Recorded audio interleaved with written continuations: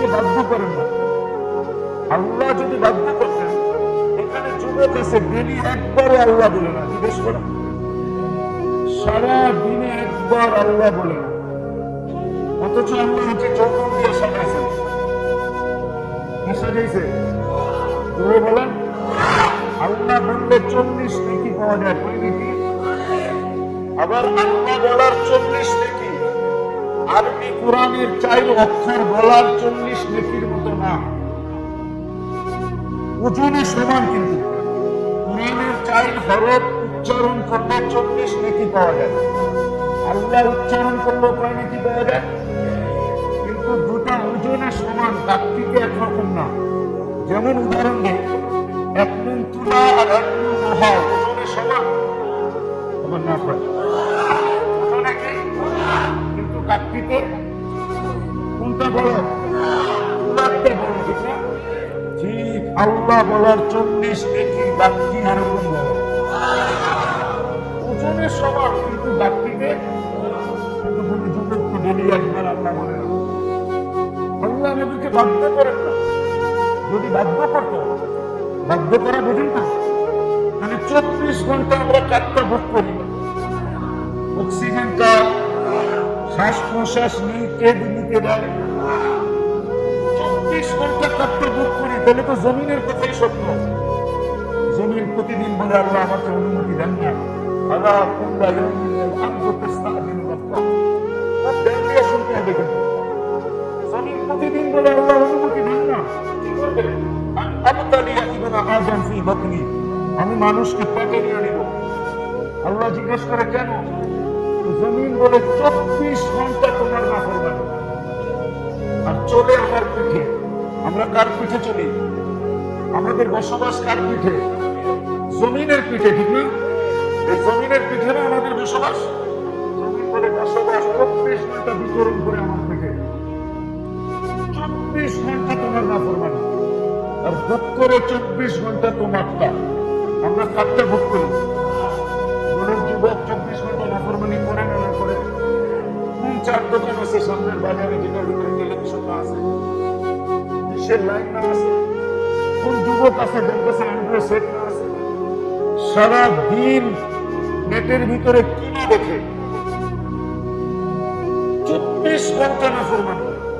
জমিন বলে আল্লাহ 24 ঘন্টা নাফরমানি, 24 ঘন্টা ভোগ করে তোমারটা। ইয়াকুল রিজকা কামা ইয়াসি, রিজিক তোমার খায়, তোমার নাফরমানি করে। মা কানা শাইফা খালাক্তা, কিছুই ছিল না, তুমি সৃষ্টি করলা। ভোগ করে 24 ঘন্টা তোমারটা খায়। ইয়াকুল বিআইনি কামা ইয়াসি, তো যুবক ভালো মতো শোনো, কাজে দিবে। দৃষ্টিশক্তি কে দিছে? দেখে কে? কে দেখে? তুমি দেখো, ঠিক না? কয়টা ক্যামেরা দিয়ে দেখো বলতো? হ্যাঁ, 2 চোখে কয়টা ক্যামেরা? 2টা। 2 চোখে 26 কোটি ক্যামেরা। কত? 26 কোটি ক্যামেরা দিয়ে দেখো।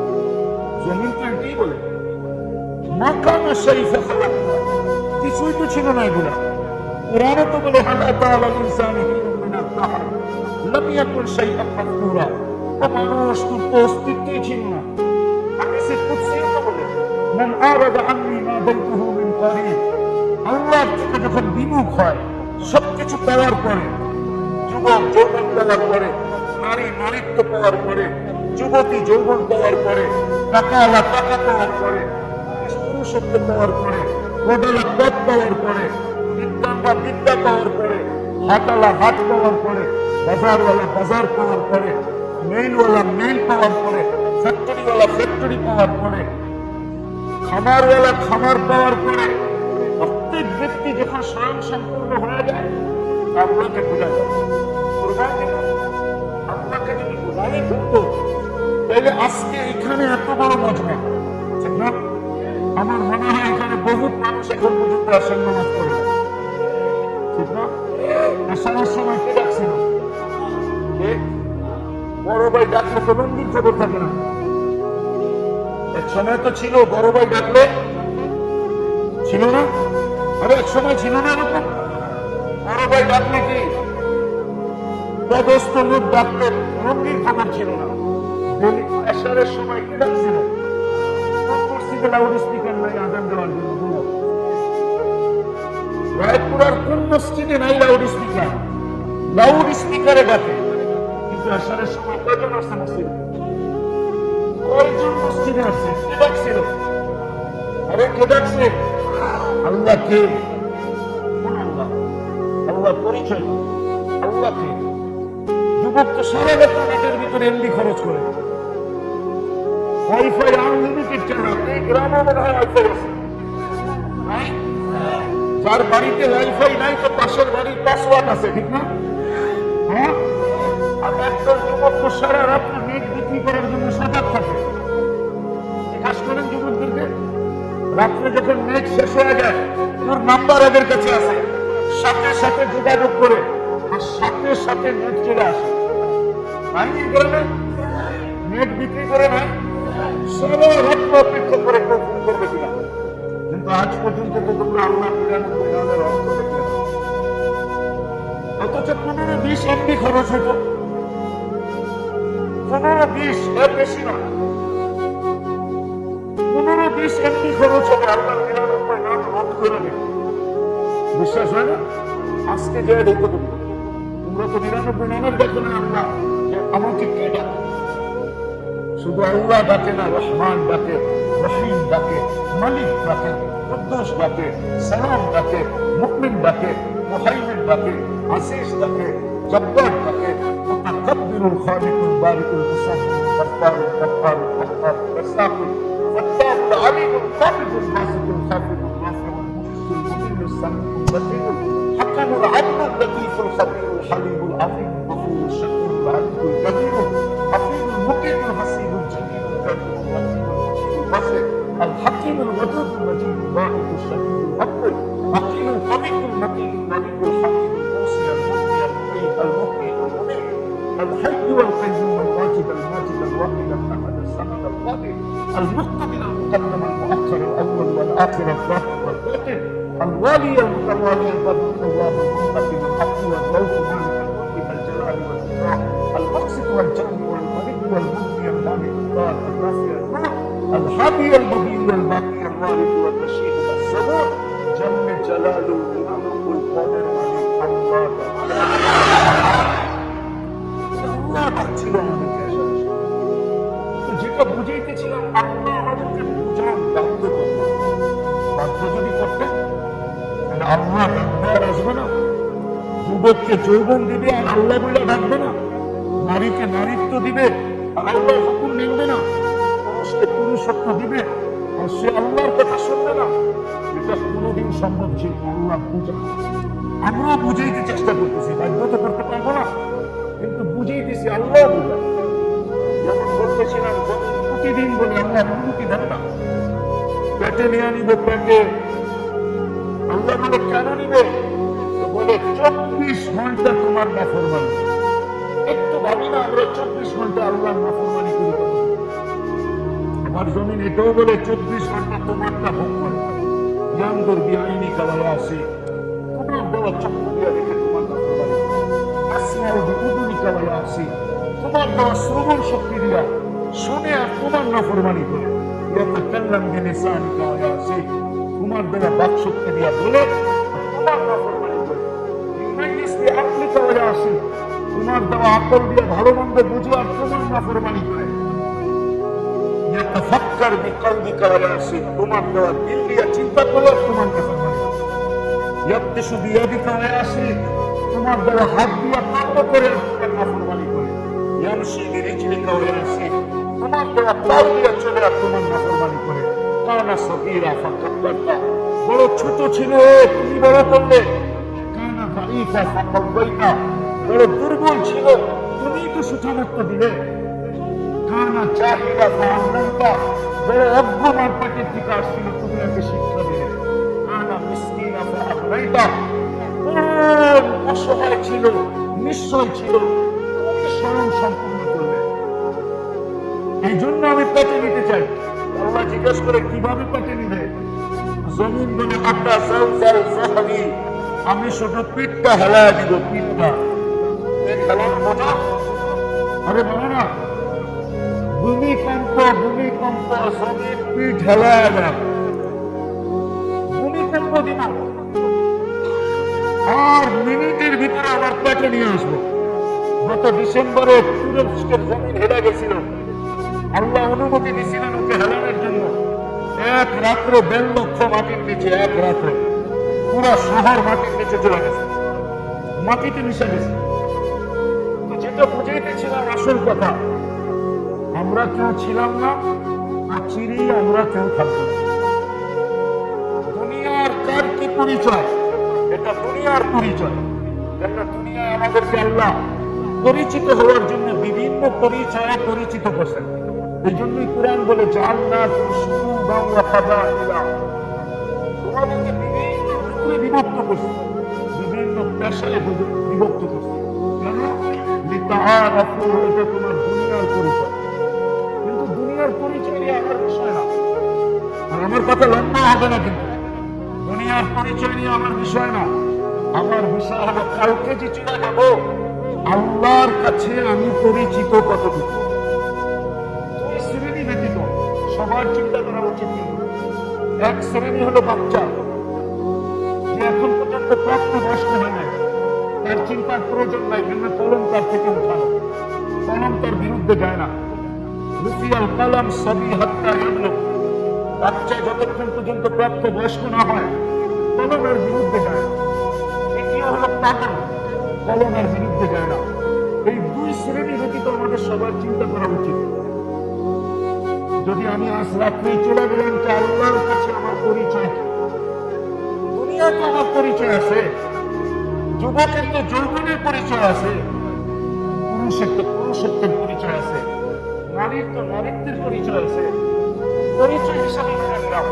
কিন্তু বড় যুবক আজকে মাত্র যদি চলে যায়, তুমি চলে যাও আমি চলে যাই, আল্লাহর কাছে আমার পরিচয়।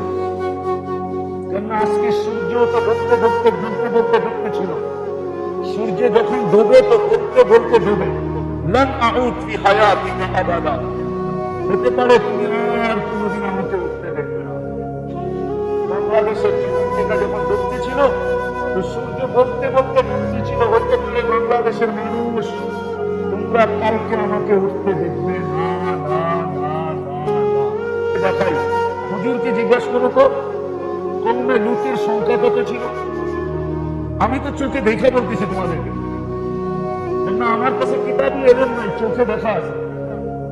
আমি তো দেখছি, দেখা আছে কমে লুটকে যেখানে ধ্বংস করছে ওই জায়গা নিজের চোখে দুই চোখ দিয়ে দেখা আছে। এরকম একটা ধ্বংসস্তূপ দেখি নাই।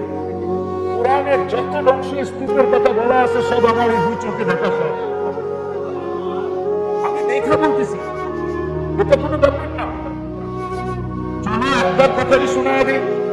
ঈসা আলাইহিস সালাম যাইতেছিলেন কোন এক ধ্বংসপ্রাপ্ত জায়গা দিয়া। আমাকে ভাবতে হবে, মনে হয় আমি ওইটাও দেখা আসছি, যেখান দিয়ে ঈসা আলাইহিস সালাম যাইতেছিলেন, যে ধ্বংসপ্রাপ্ত শহরের ভিতর দিয়া।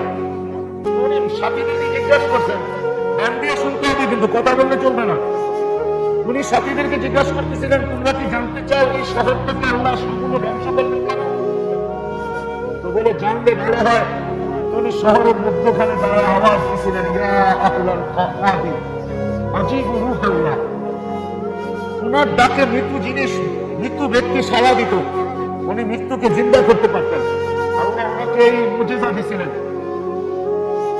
তো যখন উনি ডাক দিয়েছেন তো একজন চিৎকার দিয়ে উঠছে, মাযা তুরিদু মিন্না, তুমি কি জানতে চাও আমাদের কাছ থেকে? উনি জিজ্ঞেস করছেন, লিমাযা দাম্মারাকুমুল্লাহ তাদমীরা, এরকম সমূলে তোমাদেরকে কেন ধ্বংস করলেন? সমূলে তোমাদেরকে কেন ধ্বংস করলেন?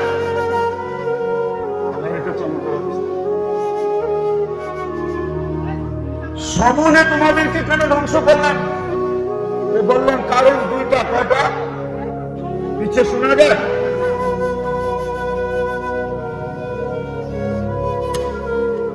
উপরেরটা বন্ধ করো, উপরেরটা তোমার বলছি, দুটা বন্ধ করো।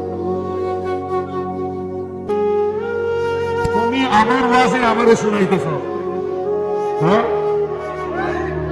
আমারটা আমারে শোনা লাগতো কি? আমার তো আমার শোনা লাভ হবে।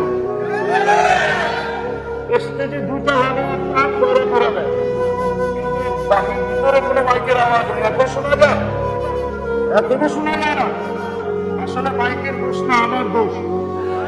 সেটা হলো আরো বলি তো, সেটা হলো বাবা যেদিকে তাকায় সাগর শুকায় যায়। একটা প্রবাদ বাক্য আছে, আমি বসছি তো এই জন্য মাইক ডিস্টার্ব করতেছে। আমি যদি না বসতাম তাহলে মাইক ঠিক থাকতো। একটা প্রবাদ বাক্য সত্য, অনেক সময় প্রবাদ বাক্য অনেক কাজে লাগে। একটুখানি ভুলের পরে অনেক বিপদ ঘটে। ভুল কিন্তু ছোট একটা, বিপদ অনেক বড় হয়। এরকমই প্রবাদ বাক্য, বাবা যেদিকে তাকায় সাগর শুকায় যায়। আমি অবাগা ধরছি তো এই জন্য মাইকের আওয়াজ এরকম হইতেছে। তো যেটা বুঝাইতেছিলাম, আল্লাহ করে বুঝে আসো। এতগুলো মাহুত না দিয়ে একটা যদি দিত তুমি কানের সবগুলো যথেষ্ট হইত। লাগাইছো তো 3-4টা। যেটা বুঝাইতেছিলাম, ঈসা আলাইহিস সালাম জিজ্ঞাসা করছেন তোমাদেরকে এরকম সমূলে ধ্বংস করলেন কিভাবে? কিভাবে সমূলে, কেন সমূলে ধ্বংস করলেন? দুই কারণ। কারণ কটা? দুনিয়ার ভালোবাসা ছিল। আমিও ভয় পাইতেছি কোন দিন আল্লাহ আমাদেরকে সমূলে ধ্বংস করে দেবে। যাইতেছি আমি ওই দিকে। কোন দিন আল্লাহ আমাদেরকে সমূলে ধ্বংস করে দেন জানি না। আর এটার একটা কারণও আছে। অপরিচিত মানুষ ঢিল মারলেও যেটুকু না লাগে, পরিচিত মানুষের ফুলের টুকাও একছে বড় লাগে না। সব অপরিচিত মানুষের ব্যথা সওয়া যায়, কিন্তু পরিচিত আপনজন যদি ব্যথা দেয় তাহলে এটা সওয়া যায় না। কারণ কি? এটা বলতেছি, আমরা কিন্তু আল্লাহর সবচেয়ে আপন। বিশেষ করে এই উন্নত আল্লাহর আপন। এই উন্নতের মতো আল্লাহর আপন কেউ নেই। যদি কোনো উন্নত আল্লাহর আপন হতো এই উন্নতের মতো, তাহলে আল্লাহ এই উন্নতকে নিজের জন্য নিজে বাছাই আর নির্বাচিত কুদরতি হাত দ্বারা করতেন না। আমাদেরকে আল্লাহ নিজের জন্য বাছাই করছেন, নিজের জন্য নির্বাচিত করছেন। আমি দলিল লিখেছি কোরআন দিয়ে। সুহাদা আলান নাস, কোরআনের এই শব্দ আমাকে বুঝায় কিয়ামতের দিন আল্লাহ বিচার কার্যের সময় যেদিন আল্লাহ বিচারের জন্য নামবেন আর বিচার কাজ শুরু করবেন, সাক্ষী ছাড়া বিচার কাজ হবে তো হবে কি করে? তো আল্লাহ উম্মতে মুহাম্মাদীকে আমাদেরকে আল্লাহ কিয়ামতের দিন নিজের পক্ষে সাক্ষী হিসাবে নির্বাচিত করছেন। আরো জোরে বলেন না, আমাদেরকে আল্লাহ নির্বাচিত করছেন। এই জন্য আল্লাহর সবচেয়ে প্রিয় আমরা। আরেকটা কাহিনীও আছে, আজকে প্রিয় হওয়া সত্ত্বেও আমরা যতটুকু আল্লাহর বিরোধিতা করতেছি, খোদার কসম আমি তো ঘুরা বলতেছি, আমি কিন্তু বাংলাদেশের এই বর্তমান স্বাধীনতা দেখিনি। আমি দেশেই ছিলাম না, পত্রিকা দেখি। আমি জুলাইয়ের 18 তারিখে চলে গেছি, আগস্টের 18 তারিখে আমি আসছি। আমার সফর ছিল ইংল্যান্ড, কানাডা, মিশর, সৌদি আরব হয়ে আমি দেশে আসছি। 2-3 দিন ছিলাম, আমার চলে গেছি আমি কোরিয়া। আমি আসছি গত 22 তারিখে কোরিয়া থেকে। আমি তো দুনিয়ার 103টা দেশ দেখলাম। দুনিয়ার 103টা দেশ দেখলাম। আমি তো বাংলাদেশের যুবকদের মতো চুলের স্টাইল দুনিয়ার কোথাও দেখলাম না। তারা তো সারা রাত্র নেটে রেখা চুল কাটে। যাদেরকে আমরা নিজের জন্য নির্বাচিত করলাম, প্রকৃতি হাতে বাছাই করা, এত ভালোবাসে যাদেরকে দিলেন, তোরা বিজাতির আদলে চুল কাটে তো কাটে কি করা? বলো তোমাদের চুলের স্টাইল কি মুহাম্মদুর রাসূলুল্লাহ সাল্লাল্লাহু আলাইহি ওয়াসাল্লামের চুলের স্টাইলের মতো? এটা কাদের চুলের স্টাইল? হ্যাঁ, তাহলে তোমার চুল যদি ইহুদির স্টাইলে হয়, তাহলে ফিলিস্তিনের মানুষ পান খাবে না তো কে খাবে? বলো কে খাবে? আমরা মার খাবো না তো কে খাবে? কারণ আমাদের চুলের স্টাইলে তো ইহুদিদের মতো। এই জন্যই তো আমি বলি মাঝে মাঝে যে আল্লাহকে যদি প্রশ্ন করি, আল্লাহ এনে তো 32 বার আপনার কাছে আমরা প্রার্থনা করি, দোয়া করি যে ইহুদি আর খ্রিস্টান থেকে আমাদেরকে বাঁচান, গায়রিল মাগদুবি আলাইহিম ওয়ালাদ-দাল্লিন, এটা আল্লাহর কাছে প্রার্থনা করি, আল্লাহ আমাদেরকে বাঁচান, ইহুদির থেকে আর খ্রিস্টান থেকে বাঁচান। বলি কয়বার? 32 বার। কয়বার? কমসে কম ডেলি 32 বার। আর এরকম আল্লাহওয়ালারা ডেলি 100 বার চায়, 100 বার, 100 টাকার সমস্ত নফল সফল মিলা করলে 100 বার চায় আল্লাহ ইহুদি খ্রিস্টানের হাত থেকে বাঁচান। আল্লাহকে যদি প্রশ্ন করি, আজ পর্যন্ত তো আপনি বাঁচাইলেন না, আজকে 1 বছর পুরা হলো, 365 দিন, 40 থেকে 45 হাজার ফিলিস্তিনি জমিনের নিচে চলে গেল। হ্যাঁ, ওই ফিলিস্তিন